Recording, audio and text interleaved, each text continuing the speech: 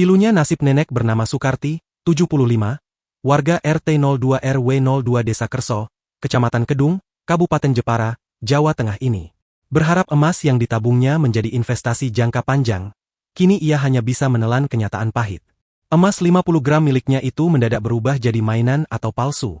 Diketahui Sukarti menabung emas senilai sekitar 80 juta rupiah itu bersama Suhadi, 80, suaminya sejak tahun 2009. Ia pun kini melapor ke polisi atas apa yang dialaminya. Sukarti pun menceritakan kronologi kejadiannya. Melalui keponakannya bernama Firda, Sukarti sudah merasakan kejanggalan sejak 4 Juli 2025. Memastikan palsu itu baru kemarin Sabtu 19 Juli 2025, kalau kerasanya sudah 15 hari sebelumnya, kata Firda, Senin, 21 Juli 2025, melansir dari Tribun Jateng. Dia menuturkan emas palsu itu diketahui setelah mencoba mengecek keasliannya ke toko emas. Keinginan mengecek keaslian emas itu setelah Sukarti dan Suhadi merasa ada yang berubah dari perhiasan yang disimpannya itu.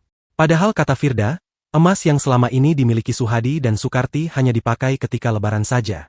Ia menjelaskan berubahnya emas Suhadi dan Sukarti setelah ada beberapa kejadian yang cukup janggal.